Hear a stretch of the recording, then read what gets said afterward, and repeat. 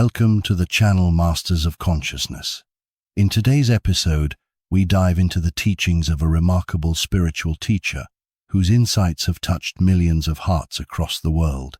We're talking about Osho, a master who boldly challenged outdated systems and guided people toward a deep understanding of themselves and life. His words were like a mirror, not always comfortable, but always honest. Let's explore the essence of his wisdom and uncover what truly matters. At the center of his message is the human being, not as part of a religion, society, or ideology, but as a unique individual with infinite potential.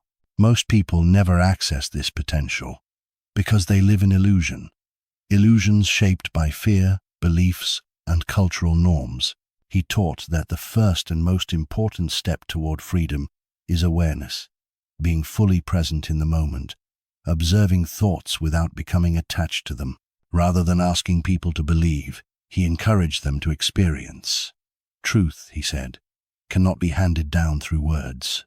It must be lived. That's why he didn't give ready-made answers, but asked the kind of questions that awaken curiosity and lead to self-discovery. He pointed out that most of us live automatically, without reflection, without asking what truly matters or what we deeply desire. A central part of his teaching was meditation, not as a religious technique, but as a natural state of being. Meditation for him wasn't limited to sitting silently. It was about full awareness in everything we do. Walking, eating, even dancing could become meditation if the mind becomes quiet and consciousness becomes clear. In that state, a person becomes free from past and future, immersed fully in the now. He placed great importance on the courage to be yourself. Living in truth, he said, is the only path to fulfillment. But that truth is often buried beneath layers of others' expectations and imposed roles. He urged people to drop their masks and stop pretending, to step out of the false roles we play for acceptance. Only when a person stands naked before themselves, without illusions or pretending, can real life begin. Life, in his eyes, was never meant to be suffering or duty, but a celebration. Joy, ecstasy, laughter, these were not luxuries, but natural states available to everyone. The tragedy is that we're taught to suppress them.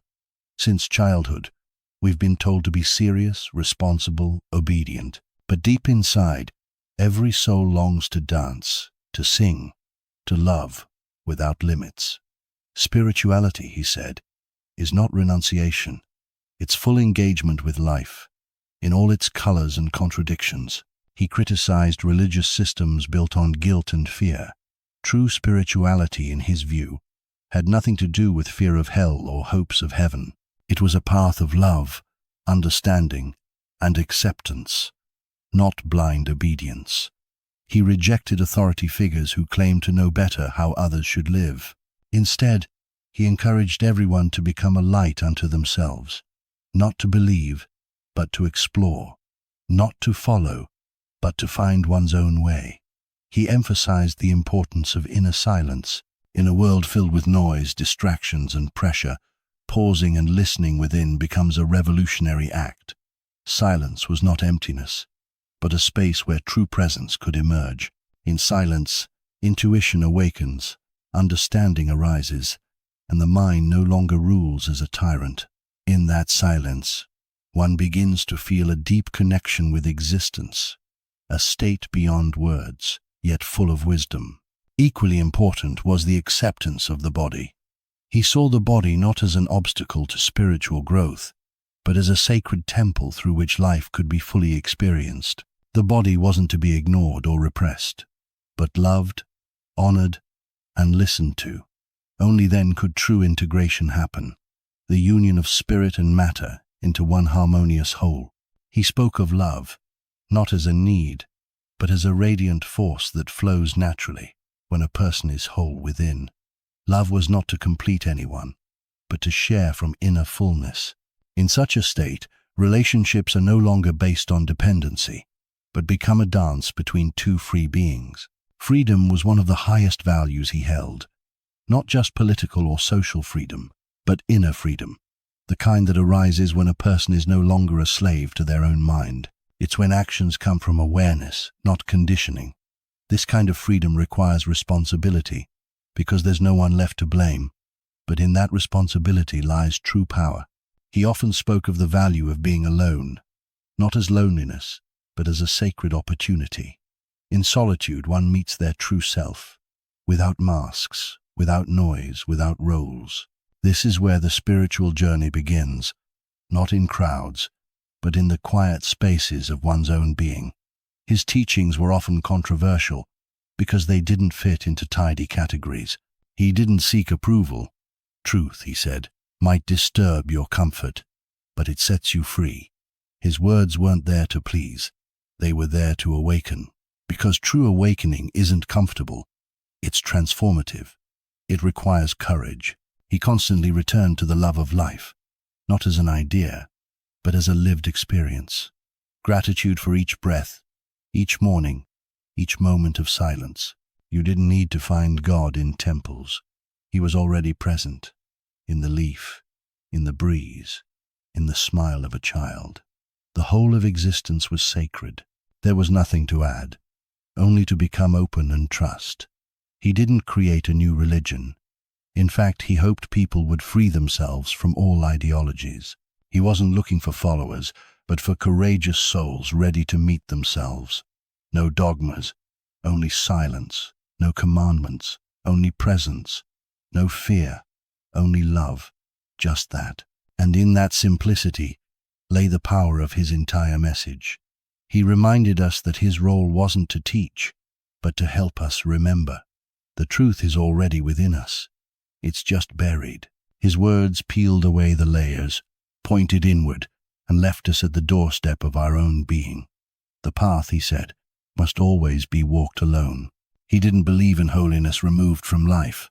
Spirituality had to be alive, in our daily routines, in our relationships, in joy, and even in sorrow. Life itself was the temple. Each day could be meditation. Each look could be prayer. When awareness arises, everything becomes richer, deeper, and more real. And he reminded us not to take even spirituality too seriously. Laughter, he said, is a sign of deep awareness. When we can laugh at ourselves, our fears, and our illusions, we become free. Even the greatest truths don't need to be delivered with solemn faces. They can be spoken with lightness and joy. Because truth is not heavy, it liberates. In the end, everything comes down to this. Be yourself, truly, fearlessly. Don't act. Don't pretend.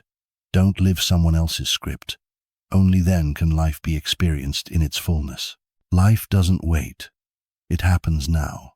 And if we're not present, it slips through our fingers like sand. He wasn't a teacher who created followers. He was a fire that sparked awakening. He didn't hand out answers. He asked the questions that stirred the soul. He didn't say believe. He said experience. And that's why his teachings remain alive, pulsing, timeless, and deeply relevant. Thank you for being with us in this episode of Masters of Consciousness. If this journey touched you, if something felt true in your heart, we invite you to join us for future episodes. Many more masters, many more paths, and countless insights await. Subscribe, share your thoughts in the comments, and we'll see you in the next episode. And remember, the true journey always begins within.